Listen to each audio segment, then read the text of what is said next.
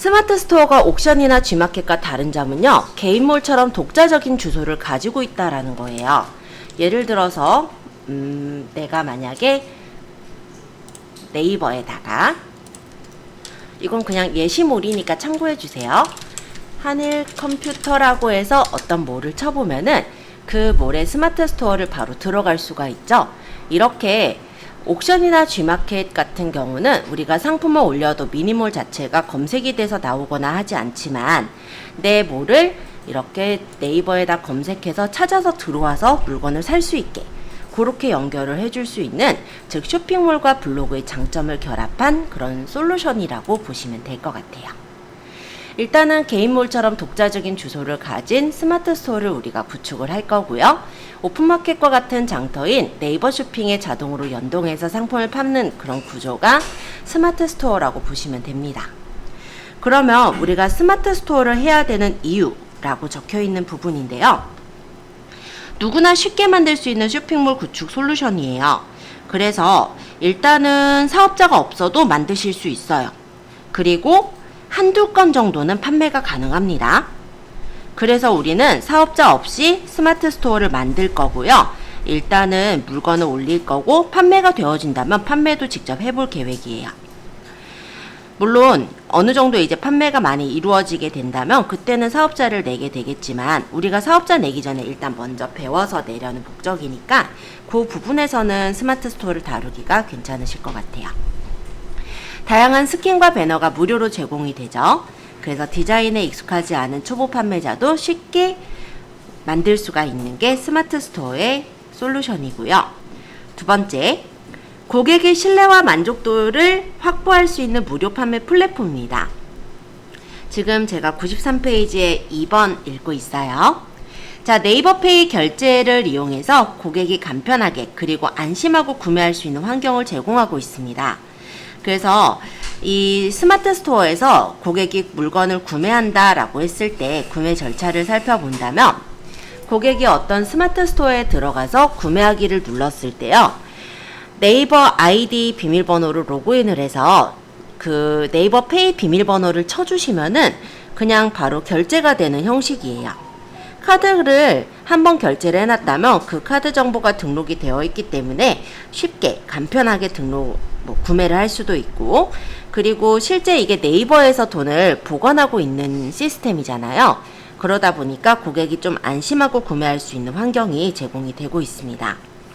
스마트 스토어의 판매 회원의 경우는 별도 심사 없이 네이버 쇼핑 광고주 입점이 가능한데요. 네이버 쇼핑 광고주 입점이라는 부분에서는 우리가 상품을 올렸을 때 붙이면은 보통 어떤 상품을 쳐본다라고 가정을 해보죠.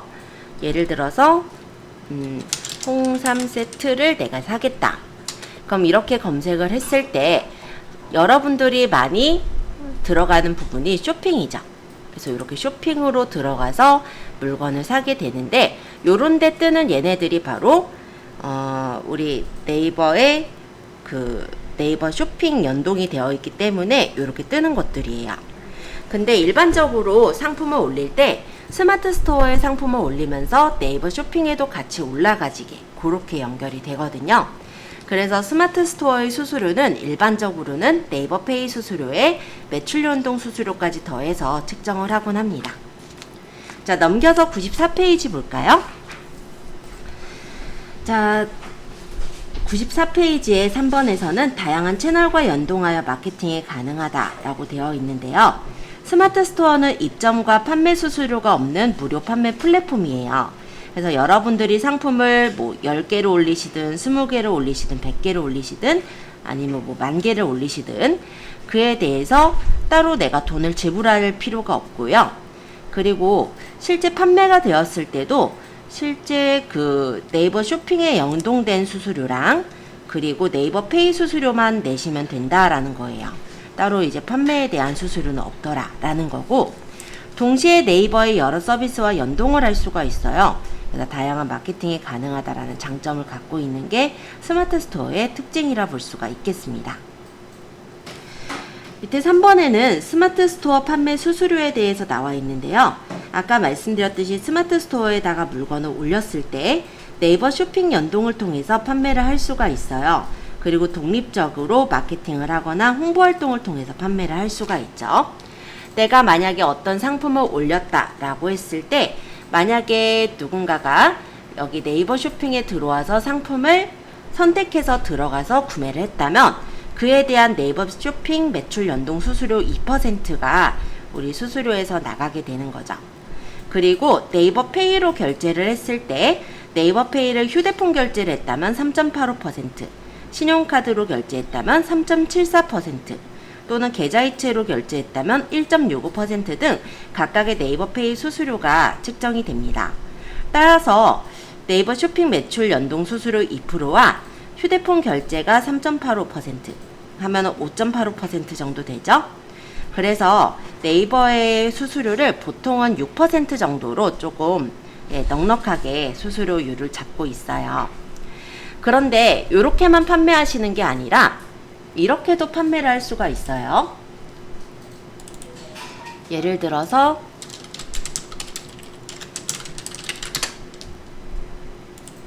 SNS를 활용을 해보는 거죠. 그래서 제가 많이 설명드리는 곳이 이 쇼핑몰을 많이 설명을 하고 있는데요. 여기는 실제로는 스마트 스토어예요. 요런 스마트 스토어를 운영을 하고 있고요. 여기서 파는 이런 상품들 있죠. 이런 상품들의 컨셉을 잡아서 각각의 SNS에서 사람들에게 알려서 판매를 하고 있는 그런 사이트라고 보시면 될 것 같아요. 그래서 뭐 이런 식으로 보통은 이 자취생으로 살아남기라고 했을 때 사회 초년생들 또는 이제 자취하시는 분들이 관심을 가져 할 만한 내용들을 주로 SNS에 설명을 하면서 중간중간에 이렇게 자기 그 업체의 물건을 선전을 합니다. 지금 어디 있을까요?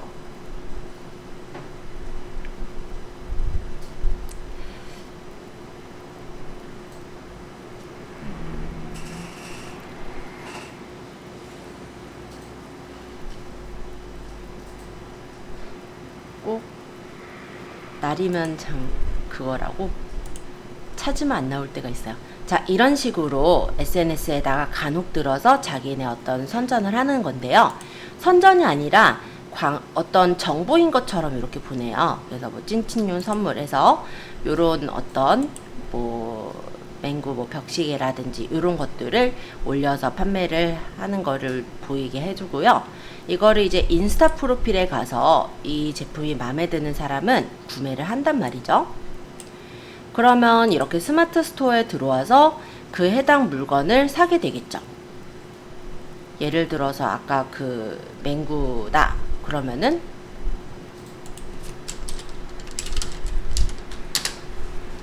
이런 식으로 맹구 시계를 찾아서 여기서 구매를 한다 라고 한다면 네이버 쇼핑을 거치지 않고 물건을 사게 되잖아요. 그렇기 때문에 네이버 쇼핑 연동 수수료 2%가 부과가 되지 않아요. 그러면 실제로는 만약 계좌이체로 했다면 1.65%, 휴대폰이나 신용카드로 결제했다면 3.74%로 그 구매 금액 자체가 그 수수료 자체가 낮아지게 됩니다. 이렇게 해서 판매하시는 곳들이 꽤 여러 군데가 있어요. 뭐 토퍼 회사도 있고 그 외에도 되게 다양한 데들이 있는데 여기 같은 경우도요. 실제 판매하고 있는 건 이런 학용품들을 팔고 있거든요.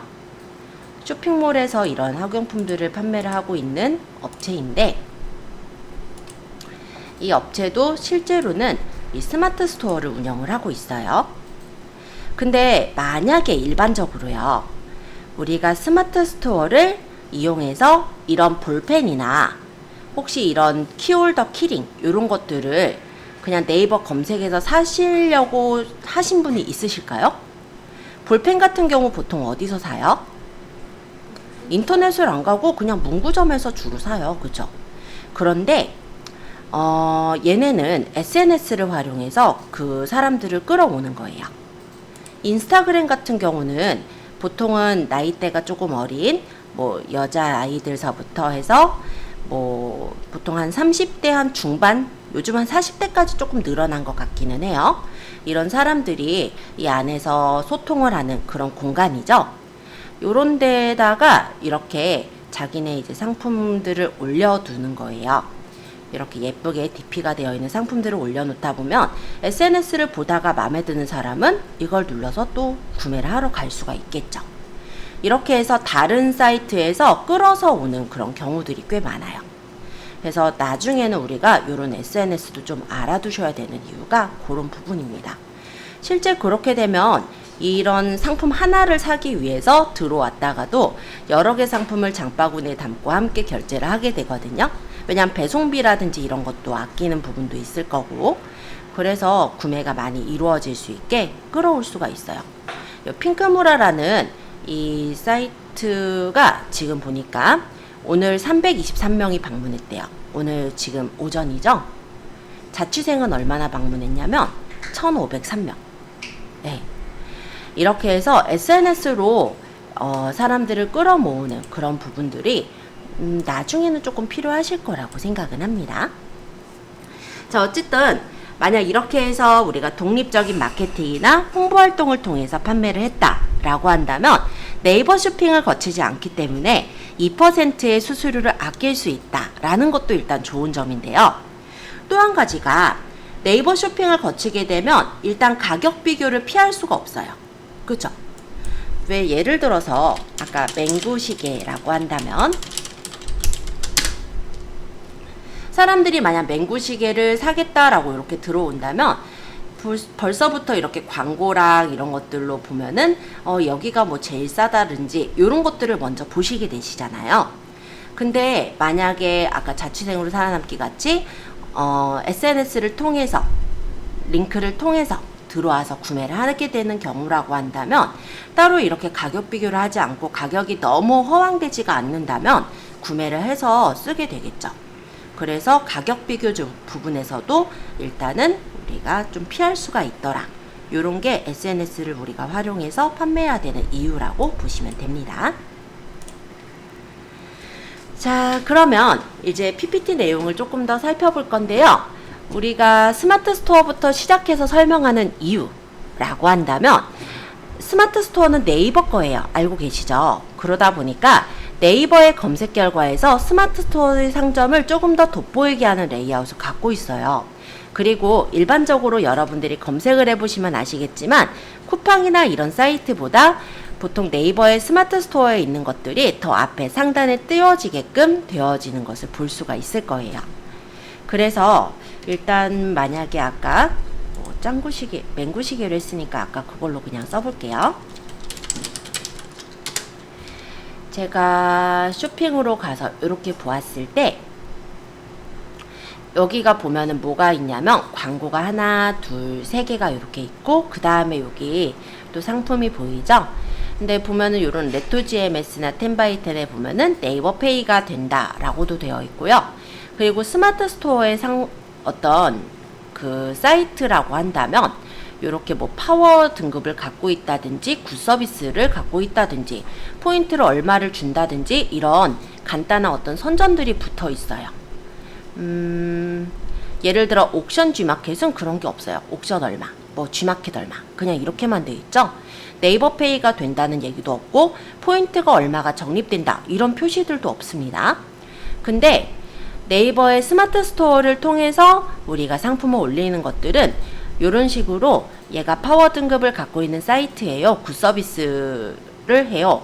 또는 뭐 리뷰는 몇 개가 달렸어요. 뭐 포인트는 얼마를 줘요 등의 조금 더 자세한 정보를 이렇게 제공을 해줘요.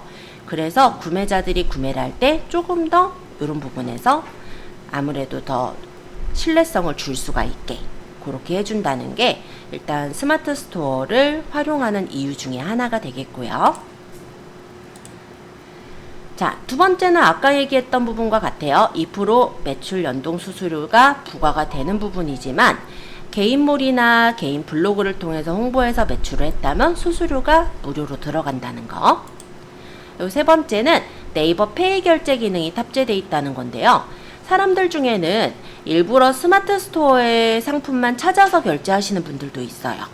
어떤 분들이 그러냐면은 스마트 스토어에서 물건을 사게 되면 네이버 포인트를 줍니다. 근데 그 네이버 포인트는요, 꼭 이 업체만이 아니라 다른 스마트 스토어에서도 네이버 포인트를 거의 현금처럼 쓸 수가 있거든요. 그러다 보니까 보통 이제 쿠팡이나 뭐 티몬 같은 경우는 물건을 산다고 포인트를 주지 않지만 스마트 스토어는 그런 네이버페이 포인트를 주기 때문에 그 포인트를 잘 활용하기 위해서 네이버에서 스마트 스토어에서 사시는 분들도 있다라는 거죠. 그리고 여러분들이 물건을 살 때 제일 많이 쇼핑몰에서 겪게 되는 절차가 회원가입일 텐데, 일단은 내가 어떤 물건을 사려고 할 때 회원가입을 하라고 뜬다면 그 가입하려다가 빠져나간 경우들이 있으실 거예요. 근데 이 스마트 스토어는 네이버에 아이디가 있다면 누구나 들어와서 결제가 가능하죠. 그래서 그런 부분들에서 네이버의 스마트 스토어를 활용을 하기가 좋다라고 보시면 되겠습니다. 그리고 네이버의 스마트 스토어는 판매자 등급 제도를 운영하고 있어요. 그래서 이런 판매 등급 산정 기준에 따라서 꾸준하고 성실한 상점은 신뢰성을 확보할 수가 있고 불량 상점을 걸러낸다라는 안전성을 부여하고 있습니다. 그리고 아까 브랜드가 조금 약해요 라고 하기는 했어요. 근데 아무래도 이 오픈마켓인 옥션과 G마켓은 따로 몰 자체를 만들 수는 없어요. 미니샵이 있긴 하지만 그 미니샵을 일반적으로 검색해서 들어올 수는 없거든요. 그렇지만 스마트 스토어 같은 경우는 아까 제가 잠깐 제 테스트몰을 들어가서 보여드렸죠. 그렇듯이 누구나 일단 그 브랜드를 알고 있다면 검색해서 들어올 수 있는 그런 부분이 됩니다. 그리고 독자적인 브랜드 가치를 구축하기 위해 첫 방문이나 재방문 고객에 대해서 혜택을 설정해 줄 수도 있고, 요거 하나로 합쳐졌는데 제가 요건 아직 못 고쳤어요. 이거 알림 설정이라는 기능을 맺을 수 있도록 되어 있어요. 타겟 고객별로 구분해서 베스트 구매편 고객에게는 어떤 특별한 혜택을 주는 것도 가능하고, 만약에 우리 몰에서 어떤 이벤트가 일어난다 라고 했을 때 알림 설정한 사람들에게 각각의 톡으로 메시지를 보낼 수가 있기도 합니다. 그래서 그런 부분들을 잘 활용한다면 아마 충성 고객을 모을 때 활용을 해보실 수가 있을 거다라고 생각됩니다. 자, 단점도 물론 있어요. 일단 스마트 스토어가 차별화된 디자인 커스터마이징은 좀 어려워요. 그래서 쇼핑몰만의 독특한 아이덴티티를 표현할 때는 조금은 한계가 있다는 단점은 있습니다. 오픈마켓도 미니샵을 운영할 수는 있지만 독자적인 쇼핑몰의 커스터마이징이 미약해서 차별화된 브랜드 아이덴티티를 구축하기가 좀 어렵죠. 자, 여기서 커스터마이징이 또 무엇일까? 이런 거를 또 고민하시는 분들 있으실 거라 제가 잠깐만 들어가서 보여드릴게요. 예를 들어 아무 사이트나 하나 들어왔어요. 요 스타일 난다는 원래 이제 소희 대표가 운영하셨던 사이트고, 실제로 이 소희 대표도 오픈마켓서부터 시작했던 대표분이세요. 이 스토리까지 다 얘기하기는 조금 시간은 걸리지만, 자, 어때요? 우리 일반적인 스마트 스토어, 예를 들어서 자취생으로 살아남기를 잠깐 제가 들어가서 보여드릴 건데, 이 몰의 느낌과 이 몰의 느낌은 다르죠. 뭔가가 조금 다르게 보이는 부분들이 있을 거예요. 뭐 예를 들어서 뭐 좋은 푸릇이라는 어떤 사이트를 들어와도요. 네, 일단 보시다시피 그냥 여기가 스마트 스토어구나를 웬만해선 좀 어느 정도 눈에 띄면 알아볼 수가 있어요. 그죠? 근데 자사 쇼핑몰들 같은 경우는 그런 걸 이제 내가 원하는 대로 커스터마이징을 할 수가 있는 거예요. 뭐 여기를 좀 넓게 하고 싶으면 넓게 보이게 한다든지, 요런 데다 어떤 모양을 꾸며 놓는다든지, 이런 버튼을 단다든지, 이런 것들을 모두 다 설정을 하기 위해서는 나중에는 자사몰이 있는 게 좋겠죠. 근데 자사몰을 가지고 이제 만들려고 하면 HTML도 알아야 되고 뭔가 좀 여러 가지 세팅해야 되는 것들이 좀 많습니다. 그래서 일반적으로 제일 처음에 우리가 도전을 하는 건 스마트 스토어랑 오픈마켓서부터 도전하시면서 나중에 이제 어느 정도의 브랜드 구축이 필요할 때 자사몰을 만드시는 거는 가급적이면 디자인은 외주를 맡기시는 걸 저는 추천은 해요. 아니면 물론 본인이 디자인적인 실력이 좀 있으시면은 만드셔도 되긴 하겠지만, 어쨌든 외주를 맡겨서 만드시면은 한번 그렇게 외주 맡겨서 만들어서 내가 조금씩만 수정해서 쓰면 되니까 그렇게 나중엔 쓰시라고 말씀드릴게요. 자, 그래서 스마트 스토어에 대해서 쭉 설명을 하고 있고요. 시스템의 유지 보수를 위한 전문 인력이 필요 없다. 요거는 어떤 얘기냐면, 네이버의 스마트 스토어는 네이버에서 관리를 하는 거예요. 그래서 만약 내가 스마트 스토어가 무슨 문제가 있을 때는 네이버에서 그거를 처리를 해줍니다. 그죠? 근데 만약에 내가 자사몰을 운영한다. 그럼 그 자사몰은 내가 관리를 해야 되는 거잖아요. 그러면 무슨 문제가 생기면 그걸 다 내가 처리를 해야 되는 거예요. 그런 차이가 있더라라고 보시면 되겠죠. 그리고 스마트 스토어가 모바일 연동이 최적화가 되어 있기도 해요. 그래서 우리가 나중에 아마 뭐 내일이든 모레든 이제 스마트 스토어를 만들기 시작할 텐데, 스마트 스토어를 만들면 모바일에서도 스마트 스토어를 열어서 볼 수도 있고, 그리고 모바일에서 상품을 관리하시는 것도 가능합니다. 그렇게 모바일 연동에 최적화가 되어 있기 때문에 다루기가 쉬운 게 스마트 스토어예요. 자, 네이버 쇼핑의 수수료 기준을 좀 설명드리자면, 네이버 쇼핑을 통한 매출이 있을 거고요. 직접 판매한 매출이 있죠.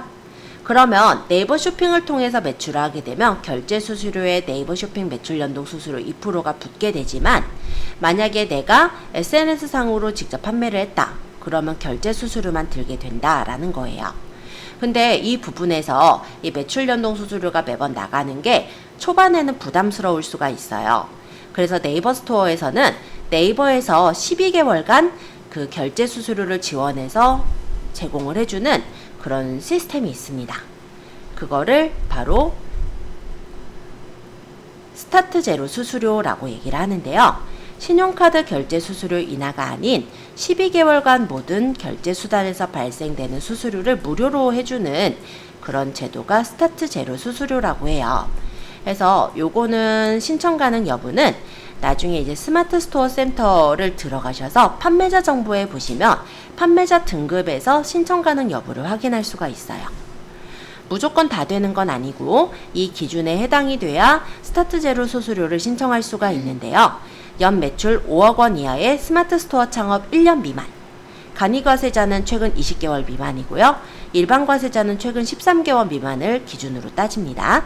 그래서 그 신규 사업자를 대상으로 매월 500만 원 정도의 거래액에 대해서 스타트 제로 수수료를 이용하면은 수수료를 우리가 무료로 지원받아서 할인받을 수가 있고요. 이 스타트 제로 수수료가 끝나고 나서는 성장 포인트 제도라는 게 또 있어요. 이거는 네이버에서 사업 안정성이 확보된 판매자들을 대상으로 단계별 마케팅비를 지원을 해주는 건데요. 성장 포인트는 따로 내가 알아볼 필요 없이 지급 대상자가 되면 팝업으로 떠요. 그래서 포인트 지급 내역 조회 페이지에서 지급 여부나 사용 내역을 확인할 수가 있습니다. 이 성장 포인트는 돈으로 빼서 쓸 수는 없고요. 간단히 말하면 네이버 마케팅을 할 때 뭐 고객한테 뭐 포인트를 준다든지 아니면 광고할 때 쓴다든지 이런 용도로 쓰실 수가 있어요. 그리고 정산에 대해서 첫날 이제 사전평가를 하면서 말씀을 드렸을 거예요. 보통 우리 구매 절차가 어떻게 되냐면 고객이 구매를 해요. 그럼 우리가 그것을 이제 발주를 넣고 상품을 고객한테 배송을 합니다. 송장 번호를 그때 넣어야 되겠죠? 그렇게 송장 번호를 넣어놓으면 고객이 어디까지 상품이 왔는지 조회를 해볼 수가 있고요. 고객이 물건을 받고 나서 고객이 바로 구매 확정을 한다면 그 다음날 정산이 되고요. 만약에 이 고객이 구매 확정을 안 하고 물건만 받았어요. 그러면 한 열흘 정도 있다가 그때 이제 완료가 됩니다. 그 구매 확정이 자동 구매 확정이 돼요. 그러면 이제 정산이 되는 시스템이에요. 근데 그렇게 하자면 대략 며칠이 걸리죠? 상품을 우리가 확인해서 보내는 게 만약에 하루나 이틀이 걸린다라고 가정을 한다면, 이틀이 걸렸고 고객한테 배송되는 게 한 2, 3일 걸렸다라고 한다면 벌써 거기까지가 5일이죠. 그리고 그 이후에 고객이 구매 확정을 안 했다라고 가정한다면 또 그만큼 시간이 흘러요. 그러고 나서 1일, 그러니까 거의 한 10일 정도가 걸릴 수가 있는 정산 기간이죠. 그런데 이 빠른 정산 서비스를 네이버에서 제공을 해주고 있는 거는요, 배송이 되고 1영업일에 정산이 되는 서비스가 제공이 되고 있습니다. 그러면 일반적으로 9일에서 10일 정도 걸리던 정산 기간이 약 4, 5일 정도로 줄어들게 되는 거예요. 우리가 돈이 많은 상태가 아니잖아요. 그래서 자금의 흐름이 되게 중요한데, 만약에 조건이 돼서 빠른 정산 서비스를 받을 수가 있다면 자금의 흐름이 빨리빨리 이루어지겠죠. 그렇게 이룰 수 있는 빠른 정산 서비스를 제공하고 있어요. 이것도 무조건 다 제공되는 건 아니에요. 기준은 이런 기준들이 필요합니다. 구매 확정 금액 기준 환불 반영해서 신청월 직전 3개월 연속해서 일단 100만원 이상 구매가 이루어졌다. 이게 기준이에요. 요 기준만 잘 이루어지고 국내 사업자라고 한다면 빠른 정산 서비스를 신청할 수가 있는 거죠. 그래서 바로는 안 되지만, 왜냐면 네이버도 일단 믿을 게 있어야 되긴 하잖아요. 그러니까 이렇게 3개월 연속 100만원 이상 거래액이 있었다라고 한다면 빠른 정산 서비스를 신청해서 빨리 정산을 받으실 수가 있다라는 거죠. 따로 수수료가 드는 서비스가 아니기 때문에 여러분들에게 추천하는 서비스예요. 자, 그 전에 있었던 서비스로는 퀵 에스크로라는 서비스가 있었어요. 둘 다 네이버의 선정산 서비스인데, 퀵 에스크로는 미래에셋 캐피털에서 진행하는 대출 계약이었습니다. 그래서 집화 시점을 기준해서 판매 대금의 80%만큼을 선정산하고 선정산 일수만큼 수수료를 부과했던 게 퀵 에스크로라면, 아까 말씀드린 빠른 정산 서비스는 네이버의 스마트 스토어에서 직접 진행하는 정산 서비스예요. 그렇기 때문에 얘는 따로 수수료가 없다라는 게 특징이죠. 그리고 네이버에서는 디커머스 데이라고 해서 가끔 그 판매자들을 위한 프로그램들을 운영을 하고 있어요.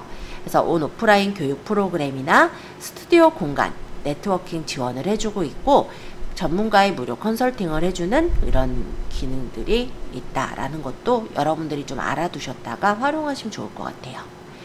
나중에 상품을 위탁 판매 외에도 내가 직접 매입을 해서 판매를 한다라고 할 때 실제 스튜디오나 촬영 공간을 우리가 빌려가지고 찍기가 좀 어려울 수가 있거든요. 근데 이 네이버에서는 스튜디오 공간을 지원을 해주기 때문에, 그리고 촬영 도구들도 지원을 해줘요. 그래서 예약을 해서 가셔서 촬영해서 그걸 가지고 상세 페이지를 만드는 것도 가능하시다. 이 정도로 말씀드리겠습니다. 자, 이렇게 해서 우리가 스마트 스토어에 대해서 쭉 살펴보았고요. 이제는 스마트 스토어를 만들 거예요. 그래서 스마트 스토어 센터에 들어가서 이제 만드는 것들을 진행을 하도록 할 거고요. 일단은 개인 판매자로 시작하기라는 부분에 통신판매업 신고에 대해서 간단하게 좀 설명드리고, 조금 이따 쉬는 시간 갖고 그 이후에 스토어 만드는 걸 들어갈게요. 자, 전자상거래법의 통신판매업 신고입니다. 일반적으로 우리가 온라인에서 물건을 판매하려고 한다면 전자상거래법에 따라 통신판매업 신고를 하셔야 되는데요. 다만 직전 연도 동안에 거래 횟수가 50회 미만이거나 간이과세자라면 신고 의무는 면제가 됩니다. 사업자가 아니라 통신판매업 신고를 말하는 거예요. 그런데 여기서 일단 의무는 면제되기는 해요. 근데 저는 통신판매업이 그렇게 비싸진 않거든요. 요 신고하는 거를 가급적이면 같이 해두시는 걸 추천을 해요. 왜냐면 나중에 우리가 스마트 스토어에만 판매하는 게 아니라 쿠팡이나 아니면은 카카오에도 카카오샵이 있는 거 아시죠? 그런데도 판매를 하시기 위해서는 어느 사이트에서는 간이과세자라고 하더라도 통신판매업 신고증을 내라고 하는 경우가 있어요. 그래서 기왕에 내가 판매를 본격적으로 하려고 한다면 사업자 등록과 통신판매업 신고까지를 생각을 하셔야 됩니다. 물론 지금 당장 하셔야 되는 건 아니에요. 왜냐하면 스마트 스토어는 우리가 사업자 아니더라도 개설을 할 수가 있고 물건도 올려볼 수 있고 판매도 일단 가능하기 때문에 지금 당장 하셔야 되는 건 아니지만 본격적으로 사업에 들어가실 땐 이 두 가지를 해주셔야 됩니다. 자, 그러면 우리가 사업자 판매자로 등록할 때 필요한 서류들은 어떤 것들이 있냐면 일단은 사업자 등록증이 필요해요. 그리고 통신판매업 신고증이 필요합니다. 또 대표자의 인감증명서, 사본 한 부가 필요할 거예요. 그리고 대표자 명의의 통장, 그리고 법인의 경우는 법인 등기사항 전부 증명서, 사본이 하나 더 필요합니다. 그리고 상품 파시는 경우에 따라 다른데 만약에 건기식을 판매하시고자 하시는 분은 건강기능식품 판매업 신고증이라는 걸 따로 제출을 해주셔야 돼요. 이 건강기능식품이라는 거는 예를 들어서 건강기능식품이라고 적혀져 있는 상품들을 파는 그런 경우들인데요.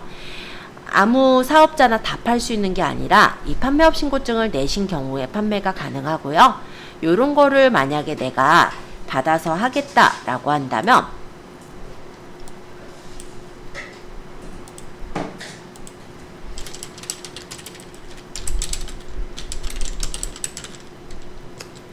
뭐 간단히는 요렇게만 쳐보셔도요. 건강기능식품 교육센터가 있어요. 여기서 내가 교육을 신청해서 수업을 들어서 수료를 하시고 그거를 이제 구청에다가 내시면은 건기식 판매업 신고증을 받으실 수가 있는 거예요. 물론 사업자 먼저 발행하고 시작하는 부분이겠죠. 그리고 의료기기는 의료기기 판매업 신고증, 구매대행 판매를 생각하시는 분은 영업등록증, 또는 화장품 구매대행이라면 화장품 제조 판매업 등록 필증, 이런 것들이 필요로 합니다. 자, 그러면 여기서 이제 질문이 있을 만한 것들을 조금 정리해 본 건데요. 사업자 등록증과 통신판매 신고증이 없는 상황인데 어떻게 해야 될까? 라는 부분일 거예요. 자, 일단은 6개월간 거래 건수가 10회 이상이거나 사업자 등록은 일단 연간 8천만 원이에요. 이거 점을 잘못 찍었죠? 8천만 원 이상 매출이 발생할 경우는 이 사업자 등록증과 통신판매 신고증이 필수로 들어가야 됩니다. 그리고 통신판매 신고는 6개월간 거래 건수는 20건 이상이거나 거래 규모가 1,200만 원 미만이라면 면제로 들어가니까 참고해 주시고요. 현재는 매출 규모가 없고 임시로 판매를 진행하고 있다면 일단은 그냥 개인 판매자로 운영을 하면서 준비를 하세요. 그러다가 이제 주문 거래가 한두 건씩 발생을 하겠죠. 그러면 그 이후에 사업자 등록과 통신판매 신고를 준비하시면 충분합니다.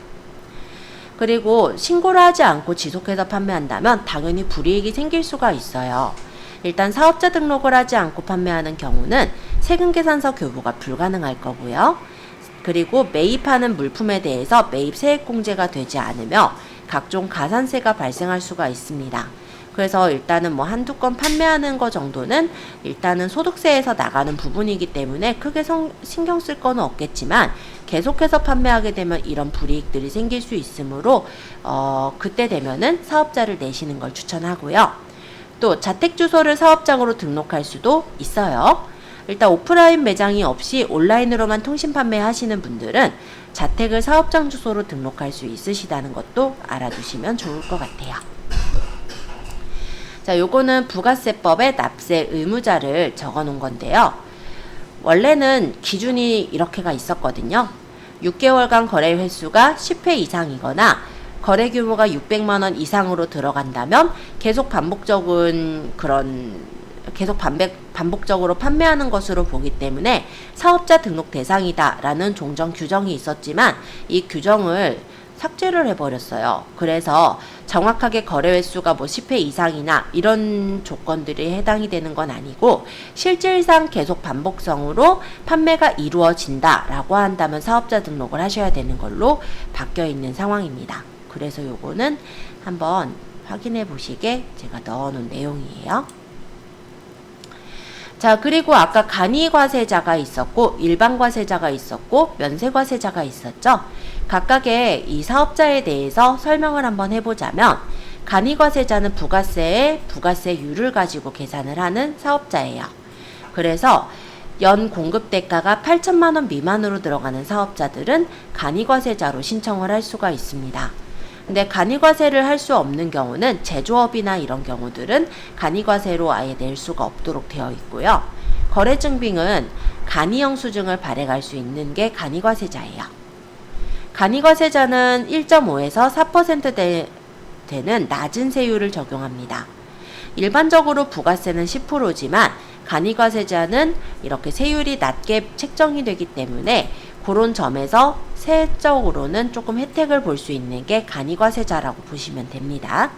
하지만 매입세액 또한 전체 다 공제가 되는 게 아니라 15에서 40%만 공제가 되므로 요거는 그렇게 좀 참고를 해주시면 될 것 같아요.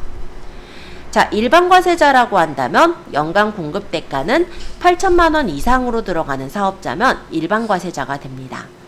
예를 들어 내가 간이과세자였다가 매출이 8천만 원이 넘어갔어요. 그러니까는 내가 이제 꽤 많이 벌었어요.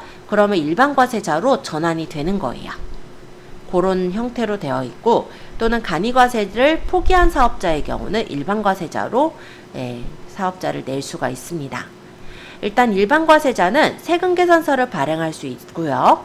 그리고 10%의 부가세 세율을 적용받는 사업자예요. 만약에 여러분들이 스토어를 운영하면서 큰 회사에서 만약 물건을 사려고 해요. 그러면 회사에서 세금계산서를 끊어달라고 요청을 하는 경우가 있죠. 만약 일반과세자라면 세금계산서를 끊어줄 수가 있게 되지만 간이과세자는 간이영수증밖에 발행을 할 수가 없는 거예요. 그래서 만약에 내가 조금 더 거래가 크게 이루어질 수 있다라고 생각한다면 일반과세자로 신청을 하시는 것도 괜찮으실 거라고 봐요. 일단 물건을 구매하면서 받은 매입 세금 계산서상에 부가세액 전체가 공제가 된다라고 보시면 되겠고요. 면세과세자는 예를 들어서 사과라든지 왜 이런 면세 상품들을 파시는 분들이 있죠. 그런 분들은 부가세를 내지 않고 사업 실적에 대해서 소득세만 내게 되는 사업자가 면세과세자입니다. 그래서 매입할 때 부가세로 징수한 세액도 돌려받을 수가 없는 사업자고요. 벌어들이는 어떤 소득에 대한 소득세나 법인세는 당연히 납부를 하셔야 되는 사업자예요. 그래서 간이과세, 일반과세, 면세과세 이렇게 세 가지 사업자가 있는데요. 만약에 우리가 이거 어떤 거를 해야 될지 모르겠다라고 생각이 든다면 제일 처음에 사업자를 시작하신다면 간이과세를 저는 추천을 합니다. 그리고 만약에 내가 면세 상품들을 판매하시는 사업자가 된다면, 그러니까 면세 상품이라면 농축수 임산물들 있죠. 요런 것들을 면세 상품이라고 하거든요. 실제 거래를 해보시면은 세금 계산서를 띨 수가 없고 계산서를 발행해주는 사업장들이 있을 거예요. 그런 것들이 아마 면세 쪽에 해당이 되는 그런 부분이고, 우리가 그 면세 상품을 띄워가지고 만약에 판매한다 라고 한다면 면세 사업자로 신청을 하시면 되는 거예요. 그리고 나중에 이제 어느 정도 매출이 일어났다 라고 한다면 일반과세자가 돼야 큰 사업을 할 때, 예를 들어 어떤 회사에서 주문이 들어온다 라고 했을 때 세금계산서를 발행할 수도 있고, 부가세 전체 세액이 일단 공제가 되는 부분이기 때문에 요거 일반과세자의 경우는 간이과세자를 하시다가 일반과세자로 전환을 하는 경우가 주로 많다라고 보시면 됩니다. 간이과세자 기준이니까 한번 읽어보시게 제가 정리해 놓은 거고요. 요렇게까지 설명하고 일단 쉬는 시간 갖고 조금 있다가는 스마트 스토어를 만들어 보는 걸 할게요. 선생님 지금 이거 하신 파일을 저희한테 톡으로 주신다는 건가요? 네, 맞아요. 요거는 제가 아까 말씀드린 대로 카카오톡으로 오늘이나 아마 내일 중에 저희 단톡방을 만들 거예요. 그 안에 PPT 파일로 그대로 드릴 거예요. 그래서 여러분들이 나중에 복습이나 정리하실 때 활용할 수 있도록 할 거고, 조금 있다가는 스마트 스토어를 개설을 하실 건데요. 일단 개설하실 때 상점명을 어떻게 할 것인지 한번 조금 고민해 보시고 조금 있다가 수업 다시 시작하는 걸로 할게요. 지금 11시 21분이니까 11시 30분에 저희 시작하는 걸로 하겠습니다.